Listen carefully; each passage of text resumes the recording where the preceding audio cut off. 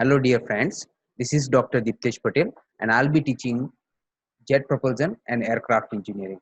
This is lecture 3 of Principles of Jet Propulsion, and in this lecture I'm going to cover topics such as turbojet engine with afterburner and various terms of turbojet engine. So let's begin with the turbojet engine with afterburner. In turbojet engine with afterburner, we have done the slight modifications which would help to enhance the thrust of the engine. So basically, we have seen the turbojet engine which had a certain limitations, such as it has a poor performance at low speed, and therefore it required a longer runway for the takeoff. Now to overcome these problems, we have an modifications of turbojet engine with afterburner, where additional fuel supply lines has been provided to enhance the thrust. Now even the thrust equation, according to the thrust equation that we are going to see later on in this lecture, it has been clear that the thrust can be increased by increasing the velocity of turbojet engine, or by increasing the velocity of exhaust gases. So the velocity of gases is a function of maximum torque in the cycle. As maximum temperature increases, the exit gases velocity can also be increases, and hence the overall thrust can be increased. The thrust can also be increased by increasing the mass flow rate of the gases. So an afterburner is a device which is added to the rear of the turbojet engine, and it is the best method to increase the thrust of turbojet engine for shorter duration, for better takeoff performance and higher rate of climb. So you can see it has the same component as we have seen in the turbojet engine, but the only one modification has been done, and that is the afterburner. You can see the additional fuel supply line is provided after the turbine, where a few more fuels are allowed to be added into the flue gases, and these fuels is ignited after the expansion, partial expansion into the turbine. Now the exhaust gases of the turbine of the turbojet engine has a sufficient oxygen to burn, as there is always excess air available, and this allow the burning before it reach the nozzle, and it is therefore it is called the afterburning.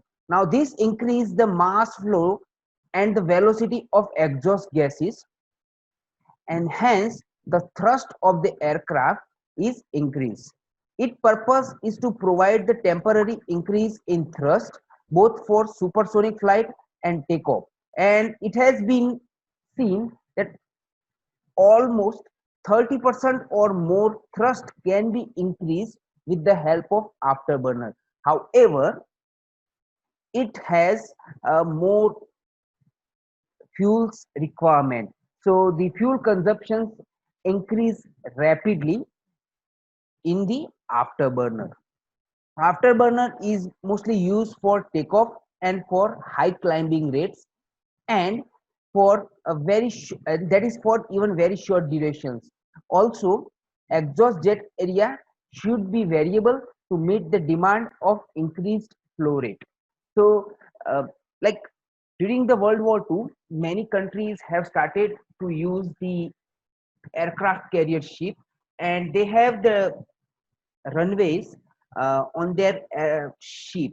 That runway was very short, and they had a problem with the takeoff because those runway were unable to provide the enough run to for the flight to take off, and therefore many inventions has been done during this period, and jet engine with afterburner is one of the invention that was taken place to enhance the thrust for the short durations. Now we are going to see various terms, and the first one is thrust. So basically, thrust is a unbalanced force acting on space vehicles. because of the difference in momentum of flow velocity of air entering the engine and the velocity of gases that leaving the exhaust nozzles.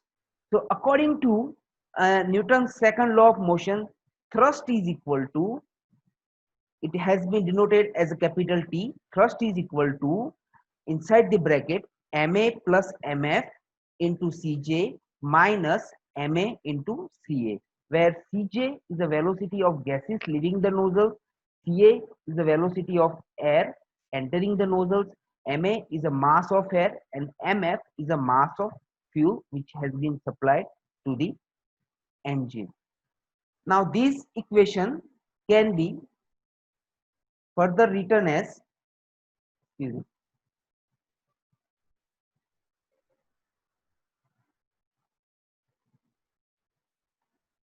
these equations can be further written as T is equal to 1 plus mf upon ma into Cj minus Ca. Since the air fuel ratio used in aircraft is very high, let's neglect the mass of fuels. And the mass flow rate of exhaust gas is almost same as of the air entering into the engine. So let's neglecting the mass of fuels, we can write down thrust is equal to ma inside the bracket Cj minus Ca. Next term is the thrust power.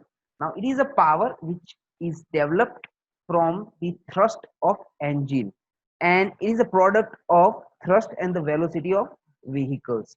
Thrust power can be denoted as capital TP, that is equal to, inside the bracket, 1 plus mf over ma into Cj minus Ca bracket complete into Ca watt per kilogram of air. Now similar way, let's neglect the mass of fuels. These equations can be rewrite as thrust power is equal to Cj minus Ca into Ca watt per kilogram of air. Next term is a propulsive power. Now propulsive power, it is the energy that is required to change the momentum of the mass flow of the gases, and it is mostly expressed as the difference between the rate of kinetic energy of the air which is entering into the vehicles and the exhaust gases that is leaving the engine. So propulsive power is denoted as a capital PP, that is equal to 1 plus mf over ma into Cj square over 2 minus Ca square over 2. Similar way, let's neglect the mass of fuels, and these equations can be rewrite as propulsive power is equal to Cj square minus Ca square divided by 2. Then after, the propulsive efficiency. Propulsive efficiency is the ratio of thrust power to propulsive power. Thrust power to propulsive power, and therefore eta P, it is denoted as a eta P, that is equal to Tp divided by Pp. Now let's put the values of Pp and Pp from the previous equations, and therefore the propulsive efficiency can be written as 1 plus mf over ma into Cj minus Ca into Ca divided by 1 plus mf upon ma Cj square over 2 minus Ca square over 2. Similarly, let's neglect the mass of fuels, and the propulsive efficiency can be written as 2Ca divided by Cj plus Ca. Then after, thermal efficiency of the plant. So here it is the ratio of the overall propulsive power which has been generated, since we know that propulsive power is the energy. So it is the ratio of propulsive power to the heat supply, and it is denoted as eta Th. So eta Th is equal to propulsive power Pp divided by Qs, and therefore it can be written as P inside the bracket 1 plus mf upon ma Cj square divided by 2 minus Cs square divided by 2 divided by mf upon ma into Ca. Now let's neglect the mass of fuels, and these equations can be written as ma in, inside the bracket Cj square minus Ca square divided by 2 mf into Cu. Then after overall efficiency of the plant. Overall efficiency of the plant, it is the product of thermal efficiency and propulsive efficiency, and it can be defined as the ratio of thrust power to the rate of heat supplied to the system. So eta overall is equal to Tp divided by Qs. Now let's put the values of Tp and Qs, and these equations can be rewrite as 1 plus mf over ma into Cj minus Ca into Ca divided by mf over ma into Ca. Let's neglect the mass of fuels, and these equations can be reduced to ma inside the bracket Cj minus Ca into Ca divided by mf into Ca. And the last term is a thrust specific fuel consumption. Now, thrust specific fuel consumption is the ratio of fuel power rate to the thrust produced. So therefore, thrust SFC can be written as mf upon ma inside the bracket Cj minus Ca. Alright, that's all for the now. If you have any doubt, you can write down in the comment box. Thank you very much.